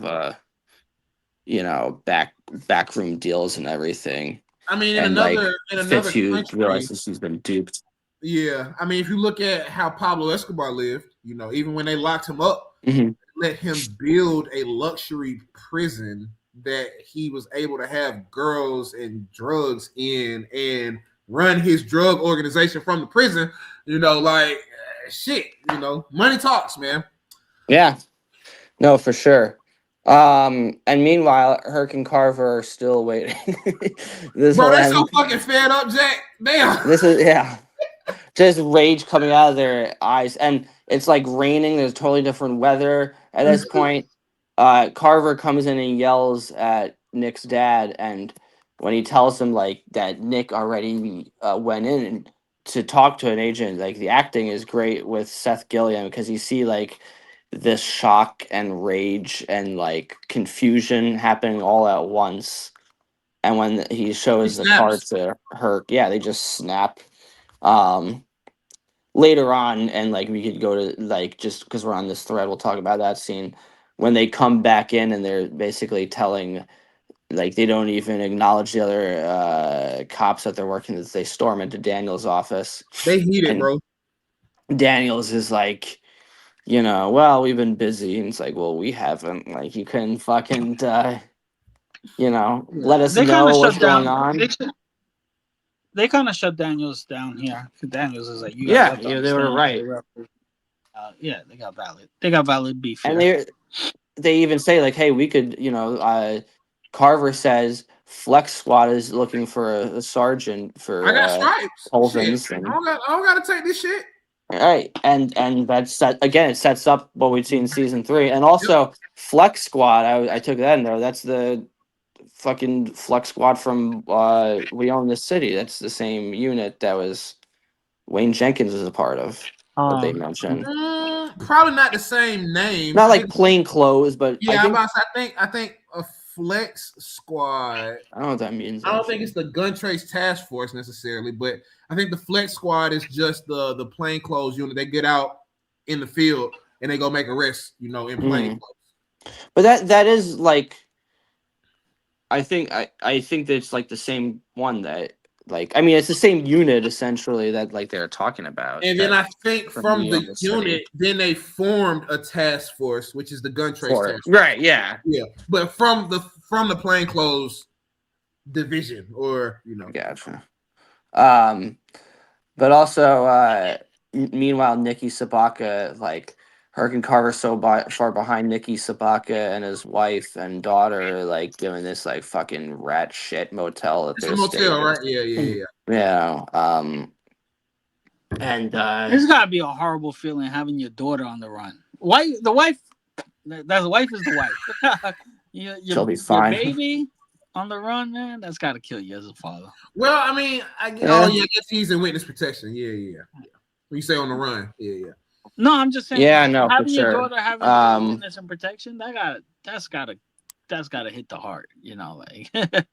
And I'm moving my little baby in here because I love when he has his daughter and for the sure. the girl is asking like, "Hey, Nick." Well, because it's like your whole life. I mean, witness protection. Go ahead, Jack. Yeah, I was gonna say like, I mean, you have to start your whole life over. It sucks. It definitely sucks. And when he's caressing her hair, I love that scene when he's like, they kind of show his daughter. So something they don't show with D'Angelo in season 1 that we've kind of talked about, they show with Nick. Nick seems like an attentive dad, like when he's walking with his wife. For sure. When they're walking the pier, when they're walking, so they kind of show that Nick is kind of an attentive dad, For sure. For sure. And I like the scenes a lot with Omar and Butchie. The whole thing is in close up, and it's like Omar is confused because he's saying like Brother Muzone said that he wasn't part of it, and then they're like, yeah, why would? And Butchie makes sense, like, he's basically saying like, why would Brother Muzone come down to like kill you? It's like relatively like not in his wheelhouse to do something like that. And he said that Brother Muzone was known to work up north. Yeah, he wasn't even supposed to be down here, so it's like, and then so he's basically saying like you're basically being lied to, and also saying like if Avon had hired him to get at you, you would already be dead. Yep. He said he wouldn't stop coming until y'all met. If he sends him after you for real, like you would have already been fucked. And he basically says like Avon's evil and so is his dad, and Omar basically he says like, look, I'm gonna go after this guy. I'm gonna go hard after Stringer. And I like love when he says to Butchie, "What do you see?" Yeah, he says I see too much. Butchie's like, I like his role as like this wise old sage. It almost makes you think of like the watch, like that old man in Game of Thrones that just like looking out at sees like 5 years ahead of time. You know what I mean? It's like, but Butchie, it's like Butchie. That was a nice line. Too much. But I really like the line when Butchie's getting killed and he said, "No way I could see that coming." No way I can see that. Go ahead and kill me, bro. I'm not giving up my boy. Coming from a blind man, no way I could see that. I just love that. I like Oh those. yeah. Yeah. And then McNulty and Kima see the what's it called, the Barksdale and Prop Joe people working together, and Kima, I like her line. She says, "East Side, West Side, cats and dogs sleeping together." It's like, weren't Also, you guys too, just killing y'all, each other? I hate this scene. So it shows that Kima and McNulty are out. They're out doing, extra police work for a case that's not even come to fruition yet. But Kima's ass is supposed to be somewhere with Cheryl and the fucking baby. Yeah, You're supposed to be meeting Cheryl. So you putting the shit off with the baby to do the. I get it. It just shows I don't Kima like and McNulty are the same person. I don't like Kima as a relationship in this season. Well, yeah, she's very She's not supportive and, to Cheryl and the baby. Yeah. Well, she's like resentful of the baby. Like they're out baby shopping, and she's like, yeah. Oh, I touch on that. I got when we get to that scene. Matter of fact, we can talk about it now. We can talk about it now. So that scene with them when they're doing the baby shopping, and she's like, she's pretty much like, we don't have problems if the baby can't hold a bottle, that type of shit.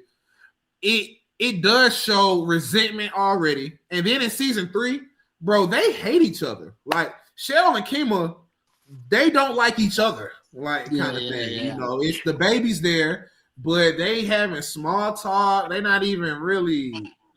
What's kind of happens, right? Couples have babies together thinking that, and they end up like actually becoming worse. Your life will change. Yeah. If you're not locked in with your partner and you have a child and you're not expecting change, it's gonna fuck you up. Yeah, it's not gonna. Your life will change. I think people think a baby is gonna bring you closer together, and you have to be close already. Exactly. It is if you're at odds with your significant other and y'all have a baby, it's not gonna help when y'all have the baby. It's just gonna make things worse. Like I hate to say it like that, but for me and my wife, I've been with my wife for how many years? I don't know. Is it 30 years? You 14 guys met in the, something. You guys met in the playpen. It's been like 14 years. Like, so us having a child and us going through, trying to have a child years prior to, and going through tragedy with that aspect of it, and then having a child and the child actually coming to life. It's a different. Me and her have a different situation when it comes to having children, kind of thing. Because we went through pain and tragedy years ago about about having children and stuff like that. So us finally having a daughter and a child, it's definitely different. Kima and Cheryl, nah, bro. Kima, she's McNulty. I don't want no baby. I don't want to, I ain't thinking about raising no kid. I don't care. Like, I don't even care. I think the difference, though, I know Jesse's gonna bust Here we my balls go. over Here we this, go, but here we go. Because I think McNulty cares about. Here we go. No, I think what happened was McNulty had a kid, wanted to. Well, he actually said, like, originally, I think they said that, like, at one point in the show, they said, like, their kids were a mistake. I think at one point they mentioned. He said that he went to college. And he's talking to the politician lady, Terry. And he's like, yeah, I went to college. And then my wife got pregnant. So I became a cop. Right. It's like, I don't think they planned it because they were very young parents to have like 10-year-old kids. He was still in college. Yeah, he's only like 33 when the show started. So it's like, I think he wanted to be a dad, but like just became more obsessed with having a job, whereas Kima just doesn't seem like she wants a kid at all. Nope. Jack, do you think McNulty did anything wrong in the history of his life? I do think. I criticize him all the time. I only got one thing wrong with McNulty, and it's just stabbing Daniels in the back. That's my only thing. I think everything else. I think McNulty has been a dick at times, But here Kima is being like, when she makes that comment about like holding the bottle, like from Cheryl's perspective. It's disgusting. She knows, like, am I just gonna have to deal with this bullshit like for the next like 10 years? I think she knows like it's not a good it's not a good start when, like, if you're pregnant and you guys got to be like, if you have kids, you got to be like 150%. Like, you got to be locked in. This is what I want to do with my life. You got to support. You got to show support to the mother of the child, the one that's bearing the child. Like, she needs support. You know, so and Cheryl is still being very sweet to Kima. She's like, 300. She's like 300 for a stroller, and then Cheryl is like, yeah, I know it costs more than your car. She's still being very sweet, very nice to Kima. You know, and Kima is she's giving off asshole energy for sure. Yeah. I will, maybe I'm too nice to McNulty. Maybe it is true, but I do think that there's so yeah, she's being a fucking asshole here. She's like being really dismissive. Bunk and BD Russell drive all the way to Philadelphia because Nico told them that like they already killed the guy who was responsible for the bodies. So let's find out. Let's put two and two together with Sergei, right? And she says, well, we find a day that they were taken into the northern Atlantic light. We can find like maybe they have photos or somebody we could talk to. And the guy, I love the Bunk's security hilarious in guard. this scene. Yeah. Yeah, I do too. He's just such like an old doddering man, and like Bunk is slowly losing his temper. Like he just it's hilarious when he says like, "Oh, Walt's not as he's Sharp not as as I am. sharp." Yeah, and Yeah, you can see they make Buddy was a little slow. He was they a little look at slow. each other like, "What the fuck are you talking?"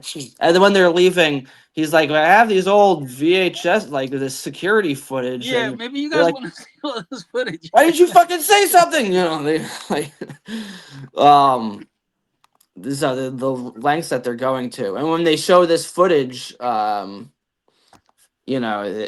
they were able to decode it, and like find out any unusual things that happened there. Like they get help from Fitzhugh and the FBI, and they show them beating the shit out of that guy. And Bunk's dick is getting hard throughout Yeah, this that shit scene, was funny. uh, which they mention. Meanwhile, I always like the way Sergei is dressed too. He always dressed like he's about to play golf. He's always wearing like polos and like You mean Spiro? slacks. Spiros, yeah, sorry. It's the way Spiros is. That's another time I fucked up the name. Spiros is always dressed very bougie, and he talks to Prop Joe, and he's saying like, "I'm shutting down," and the last shipment is lost that we decide not to get, but you'll get. I like when he's like, "There's always more where that came from." Yeah. And This Prop is Joe like his asked him like, philosophy. he asked him like, where you going? And he still didn't say nothing. He Yeah, He didn't didn't give him. say it. He's like, "Not gonna fucking, I'm not gonna Yeah, tell I not you. work not with you. not Nobody will important." get Yeah, in touch with you when they get in touch with you. Yeah, right. yeah. Mind And, your why ain't part of your repertoire no more.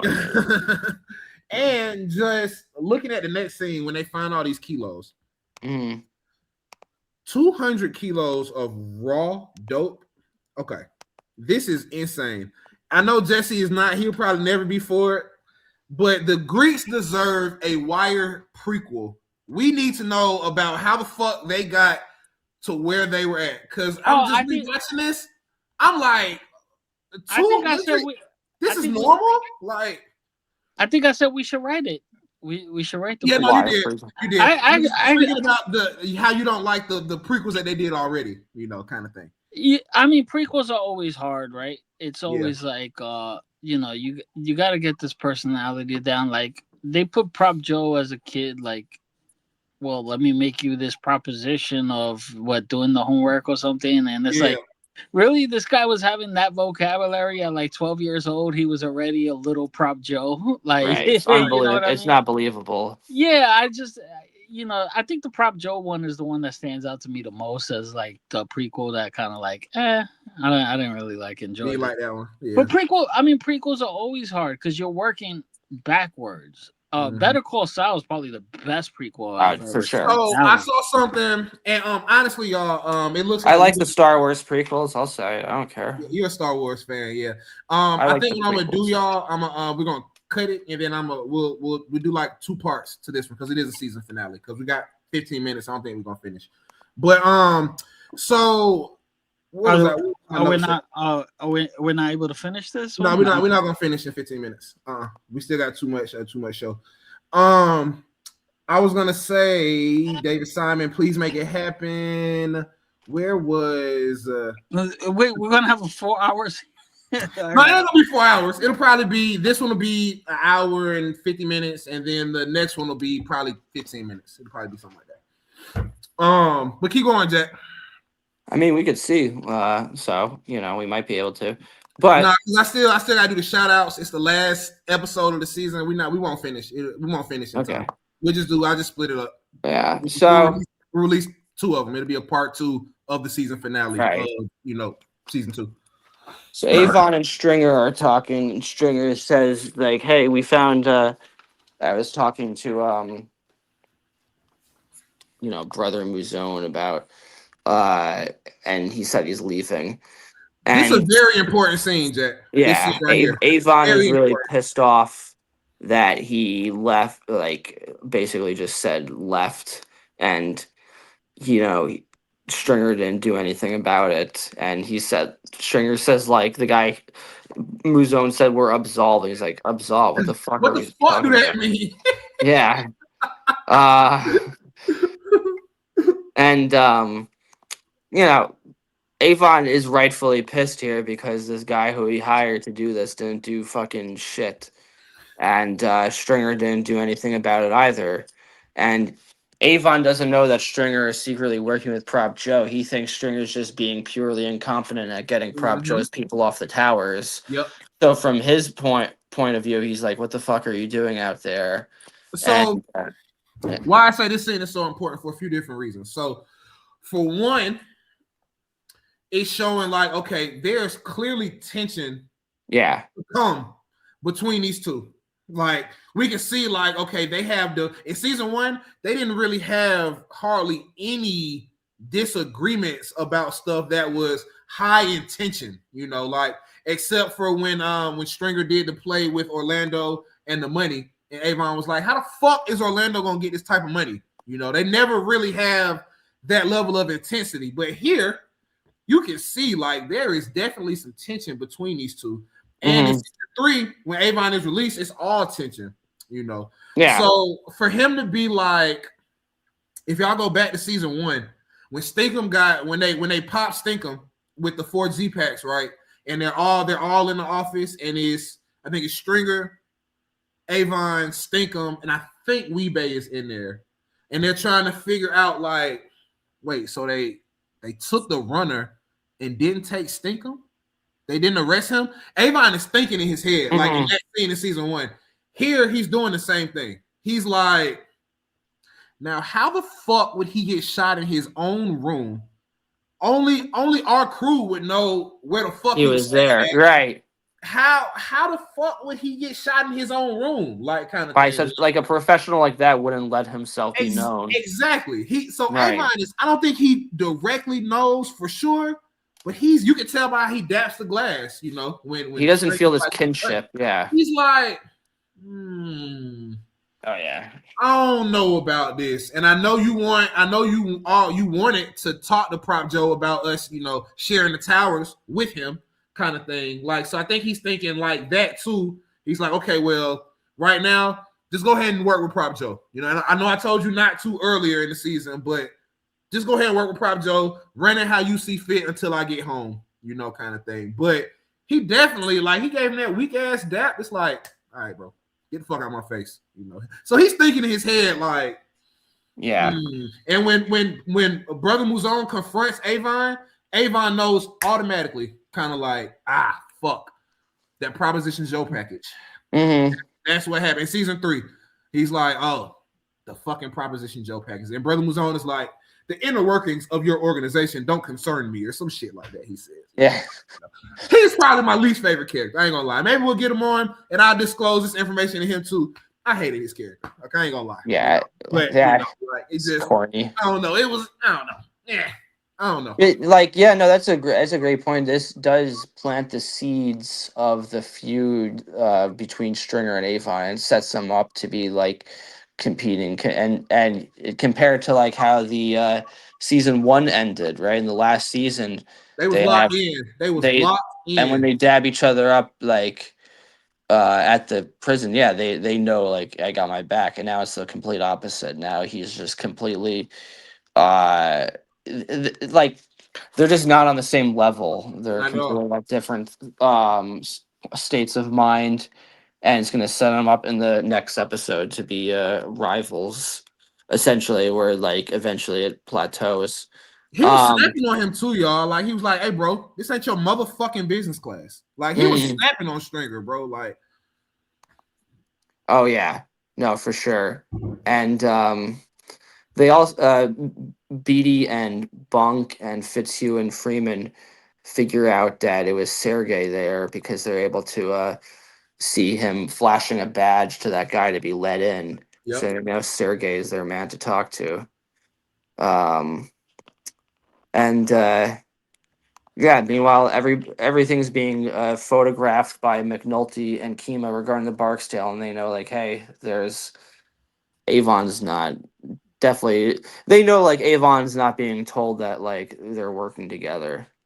Um, yeah, the FBI coming in to like bust up the fucking union and I basically hated say this series. like, yeah, they're. Well, it just shows like what are these people really doing? They're just bothering a bunch of working class guys, and they think, yeah, The lady I was fine with. The other dude not saying nothing I was fine with. But it's the mhm, other guy who's like, yeah, it'll be down at the magistrate deciding things. I didn't even like his voice. yeah, I ain't even like his that little bit of assholeness. I ain't like him. it's just to put them in their place, Right. and even the way they're The hassling, lady FBI agent, she wasn't on that like that. Like right?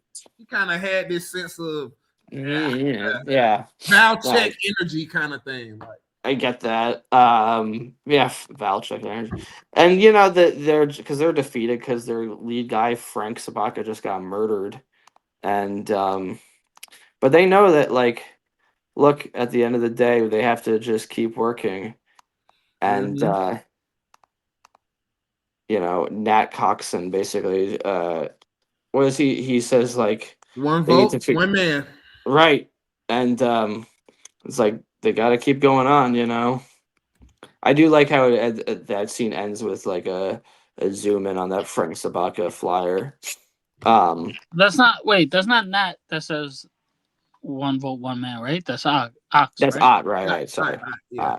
I mixed Yeah, them up too, Jack. Yeah. yeah. Yeah, because Nat is his friend. Right. I is the one running against him, Hmm. which makes the scene that much more impactful because it's pretty much he's resigning himself. He's like, Hmm. oh, you know, this I'm is out right. of this shit. Yeah. Yeah. And also, so now they realize Sergei's their guy. They're showing them pictures of him, and great acting by the man who played Sergei here, because you see him throughout the course of the scene change his perspective, because at first he's just like, fuck off, you don't have anything on me, What? and then they show him the photos of the tattoo that matches that guy that he killed, and he's still like okay, this is more information, but like they don't have me there, I had nothing to do with that. And then they show him the clip of him murdering him. And when they Uh, say that it's aggravated murder and kidnapping and mhm. it's the death penalty, oh, he like, I Oh ain't do yeah, it. Spiros cut his throat. right. He at the hotel at the harbor. Shit, you know. Just immediately, it's like, nope, it's on them. Started Yeah, singing. because I like the way they talk to each other too. Like, Bunk, that you can Yeah, enhance each I like that too. frame. He's like, oh yeah, show me. You know. They play off each other well, No, for sure. And Bunk realizes he got the murders down, and he comes out all happy as hell. And He has the most complicated cases in the yeah, whole and he series. figures it out. Every season is something crazy. He got a crazy ass case Bunk every put down season. 14 murders, I mean, he should have gotten a promotion right by that. He's a He man. got this impossible loser of a case that nobody in the department thought he would uh put like, put to bed, and he managed to close it. He Nobody got thought it he out. would do And he that. lost Freeman. Granted, they were working together in the task Hmm. force, but ultimately it was his case, Yeah. you know. No, for sure. They got, and like they're like, why don't we tell Rawls? And they're like, let's let him stew for a Let little them bit. stew a little bit. Yeah, I like that too. So they tell, like, if you want anything less than death row, you're gonna tell us who the Greek is. And he's like, all right, well, I'll show you which hotel it is. It's not the one in the harbor. And they go in and they bust up the place. I love the raid scenes too because it always changes to being handheld camera. It gives that good like action shot kind of thing. And they I realize kind of have a theory here too, though. About what? Oh, about Sergei? Speak on it. Sergei knows what to tip off.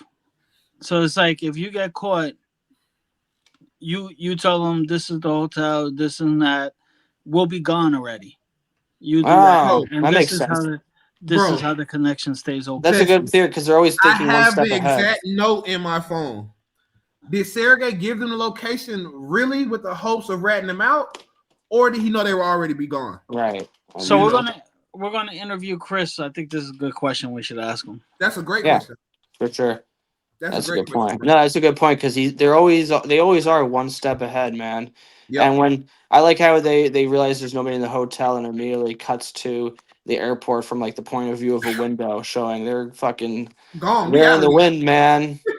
They're at the airport with new passports and everything, And they're very. What makes them such great criminal gangsters is like you just don't suspect anything. They don't dress like it at all. They just act like normal people, and that's how they're able to evade everyone for this time, And we need a prequel. I'm telling y'all, like, I mean, it's if nothing else, if there was one prequel that I would like to have from The Wire, it would be about the Greeks, either Marlowe or the Greeks. It'd be the Greeks will be the Greeks will be the better one because it'd be the better for sure. No, the for Greeks sure. will be the Greeks. You don't have to do 2 or 3 seasons or 5 seasons. You can have. Well, not only that, the Greeks could take on more of a life of its own story, as opposed to like the with Marlowe. You would there'll be continuity issues, I would fear, and you would have to focus too much.